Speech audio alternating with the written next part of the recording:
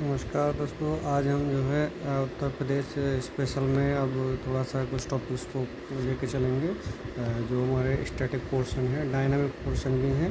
ठीक है, तो डायनामिक बाद में बताएंगे। जो स्टैटिक पोर्शन है उनको हम कराने का प्रयास करेंगे। ठीक है, तो जैसे आज का हम यूपी स्पेशल में जो लेके चल रहे हैं वो हिस्टोरिकल बेस्ड लेके चल रहे हैं। ठीक है, ऐतिहासिक ऐतिहासिक दृष्टिकोण से देखते हैं कि क्या क्या जो है यूपी का महत्वपूर्ण है। ठीक है, तो एक सामान्य परिचय पहले इसमें बताते चलें। ठीक है, क्योंकि उसके बाद से हम आपको जो है इसमें और डीपली बताएंगे इसके प्रश्नों के माध्यम से भी।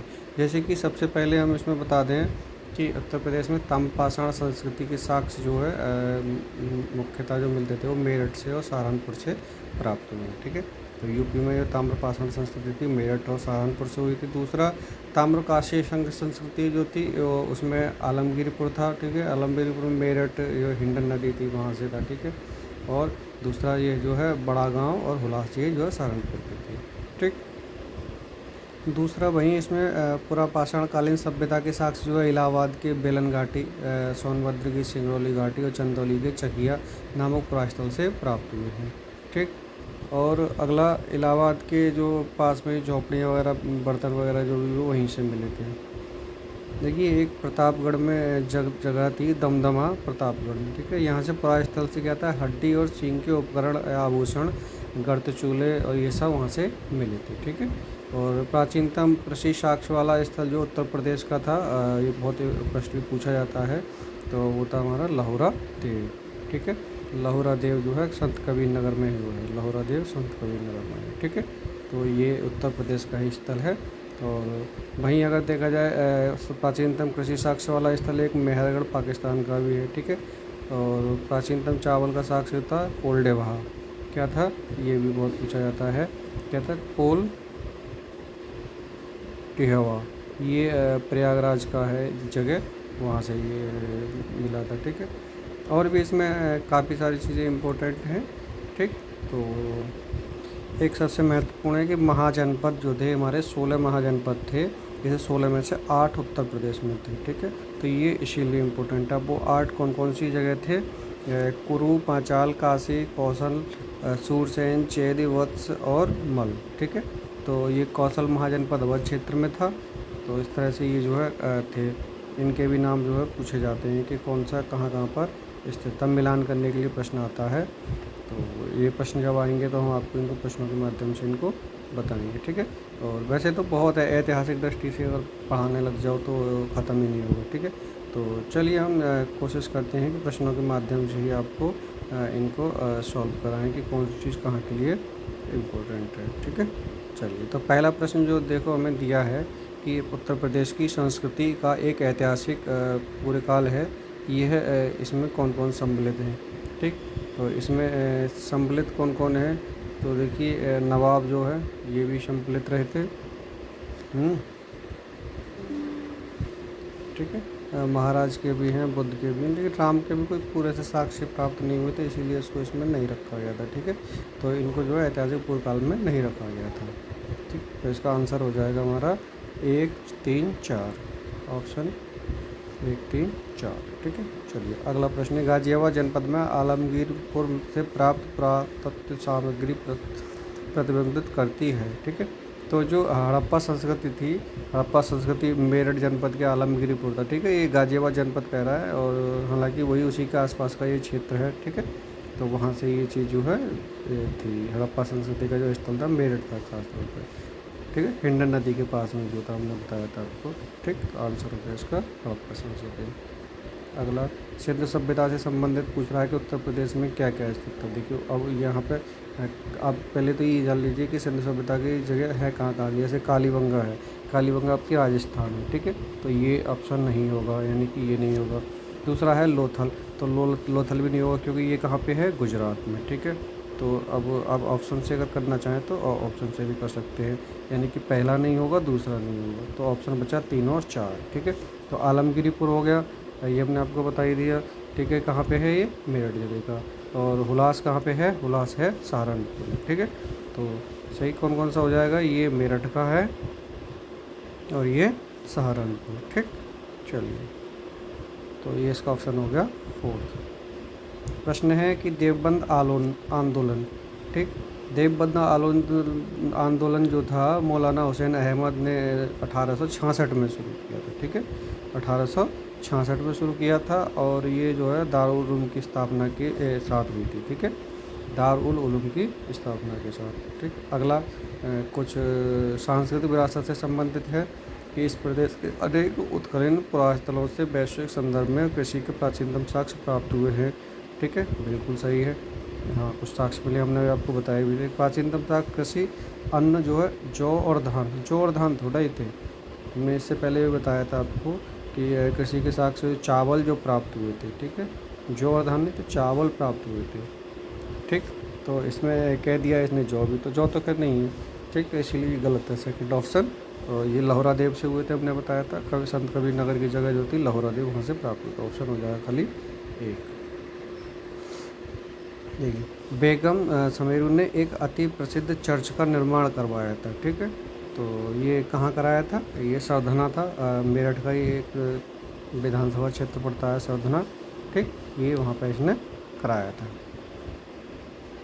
अगला, नवाब सिराज उद्दौला की बेगम का प्रसिद्ध मकबरा बहू बेगम का मकबरा, ठीक है। ये कहाँ पर स्थित है? फैज़ाबाद में, ठीक।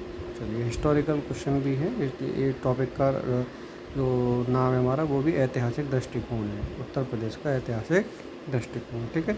चलिए कुछ हम यहाँ ये देख लेते हैं कि किसकी कहाँ कहाँ क्या रहा है। जैसे जोश था, तो जोश मलियाबाद, ये बिल्कुल सही है। अगला रघुपत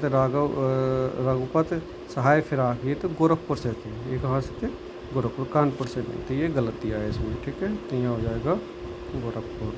और अगला जिगर मुरादाबाद और चकवस्त लखनऊ, ये सही है, ठीक है। चलिए, फिर से सुमेलेखन वाला आया है कि कौन सा कवि कहाँ कहाँ से था, ठीक है। तो अमीर खुसरो एटा का था, ध्यान रखना। मिर्ज़ा गालिब आगरा का था। और जोश जो है, देखिए जोश का आया है, राम प्रसाद बिस्मिल्लाह इलाहाबाद के थे। तो जोश हमारा कहाँ के थे? राम प्रसाद बिस्मिल्लाह नहीं थे यहाँ भाई, जोश मलियाबाद के थे। राम प्रसाद बिस्मिल्लाह ये शाहजहानपुर के थे, ठीक है। इलाहाबाद के नहीं थे, शाहजहानपुर के थे, ठीक है। तो ये ऑप्शन गलत है इसमें। अगला, किसका जन्म आगरा में हुआ था? अभी हमने ऊपर भी बताया इसको। तो देखिए, अमीर खुसरो का तो था ही था इसमें। मीर कासिम का भी था, वो भी कहाँ था? मीर तकी का, दोनों का कहाँ पे हुआ था? ये आगरा में ही हुआ था, ठीक है। चलिए, अगला प्रश्न, ठीक है। तो दोनों का जन्म कहाँ हुआ था? मीर और अमीर का जो है आगरा में हुआ था। अगला प्रश्न देखते हैं।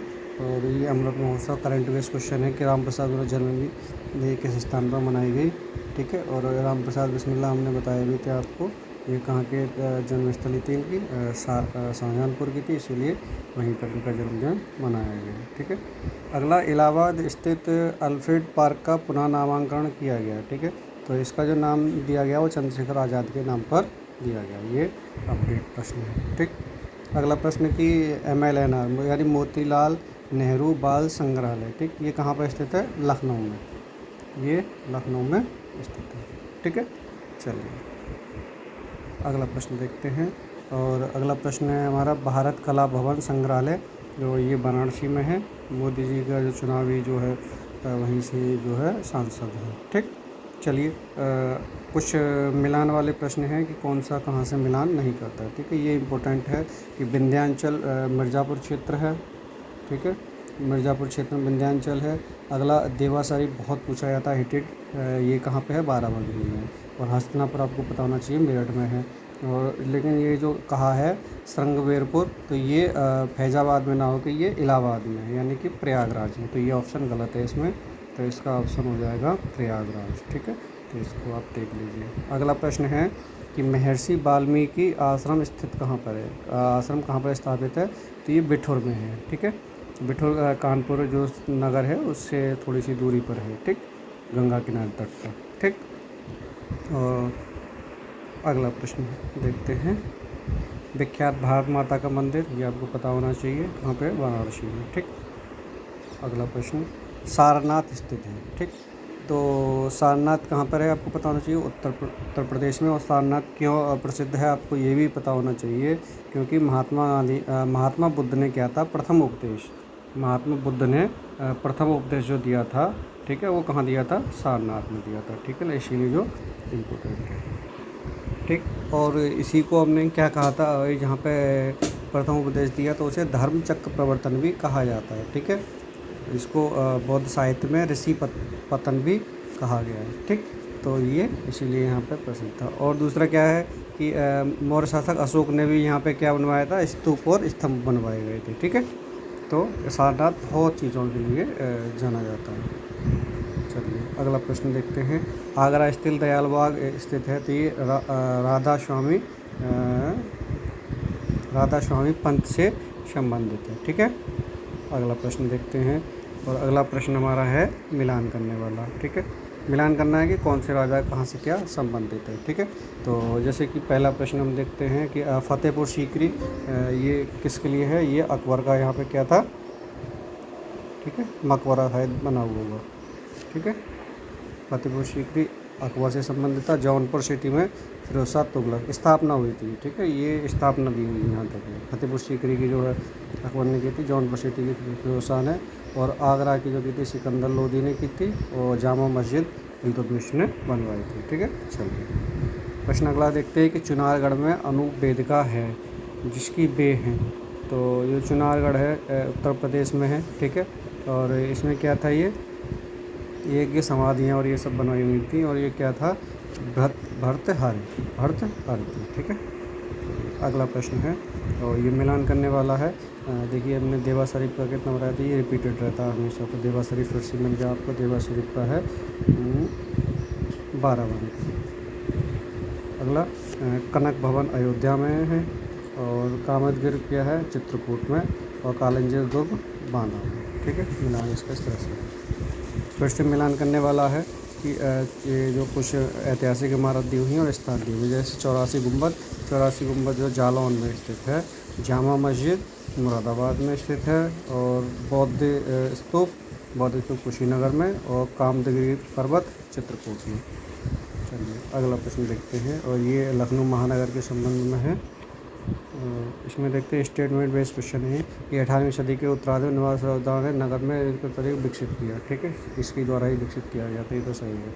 ब्रिटिश काल में सर हारकोर्ट बटलर ने इसे सुंदर विकास पर ध्यान देने की चाहिए। महानगर की कुल भूमि का 23% भाग रियासी क्षेत्र में पाया जाता है, ये गलत कहा है इसमें। ठीक है, तो इसमें इसीलिए 23 नहीं होगा, ये था 54 लगभग था 54%। ठीक है, तो ये प्रश्न गलत हो गया। अगला प्रश्न देखते हैं, और ये देखिए कांग्रेस अधिवेशन है, ये बहुत इंपॉर्टेंट हैं और ये आपके आते हैं। ठीक है, जिसमें महत्वपूर्ण अधिवेशन सारे ही हैं। जैसे 1905 का जो अधिवेशन हुआ था वो वाराणसी में था, वाराणसी। ठीक है, और 1892 इलाहाबाद का था, ये WC बनर्जी इसके जो है अध्यक्ष रहे थे। ठीक है, और 1936 से लखनऊ अधिवेशन था, जिसे जवाहरलाल नेहरू ने दिया था। 46 आपको पता होना चाहिए मेरठ, और इसमें JB कृपलानी जो रहे थे अध्यक्ष रहे थे। ठीक है, चलिए अगला प्रश्न देखते हैं कि उत्तर प्रदेश के किस जनपद में कालिंजर का किला स्थित है। कालिंजर का किला बांदा में स्थित है, ये आपको पता होना चाहिए, बुंदेलखंड एरिया है। ठीक है, ये अगला प्रश्न देखते हैं, और अगला प्रश्न जो है मिलान करने वाला है। देखिए उत्तर प्रदेश को भिन्न भिन्न नामों से जाना गया था, और किसको किस किस नाम से जानते थे। तो सबसे पहले आप ये लगा सकते हैं कि उत्तर प्रदेश जो हुआ था वो 1950 में हुआ था। ठीक है, और उससे पहले संयुक्त प्रांत कहते थे हम, और तो ये 1937 हो गया। ठीक है, संयुक्त प्रांत से पहले हम जो है आगरा और अवध का संयुक्त प्रांत बोला जाता था, ये 1837 होना चाहिए। ठीक है, 1837। ठीक, 1 मिनट, ये प्रश्न इसमें गलत दिए हुए हैं। मिलान हम आपको दोबारा से इसको बता देते हैं। ठीक है, पहला तो ये क्लियर है कि उत्तर प्रदेश 1950 था ही था। दूसरा संयुक्त प्रांत 1937 था, और तीसरा जो था ये जो आगरा और अवध प्रांत है ये 1902 में था। ठीक है, यहाँ ऑप्शन ये नहीं दिया है। और दूसरा उत्तर पश्चिम जो था वो 1836 था। ठीक है, तो इसमें एक ऑप्शन गलत है ये। अगला प्रश्न, और आज का अंतिम प्रश्न बहुत ही महत्वपूर्ण प्रश्न है, ये आपको बहुत ही पता होना चाहिए, ज़्यादातर बच्चों को पता ही रहता है कि 24 जनवरी को हम क्या मनाते हैं, उत्तर प्रदेश दिवस मनाते हैं। ठीक है, क्योंकि इसी दिन इसका नाम यूनाइटेड प्रोविंस से नाम बदलकर क्या रखा था, संयुक्त प्रांत से नाम बदल के इसका रखा गया था उत्तर प्रदेश। ठीक है, और प्रदेश सरकार ने ये भी इम्पोर्टेंट है कि 2018 में पहली बार उत्तर प्रदेश का क्या स्थापना दिवस मनाना शुरू किया था। ठीक है, चलिए धन्यवाद। यूपी का ये बहुत ही शॉर्ट ऐतिहासिक हमने वो बताया था। अगले उसमें दृष्टि में हम देखेंगे कि राजनीतिक परिदृश्य क्या है। ठीक है, राजनीतिक परिदृश्य से क्या क्या महत्वपूर्ण है उसको लेके आएंगे।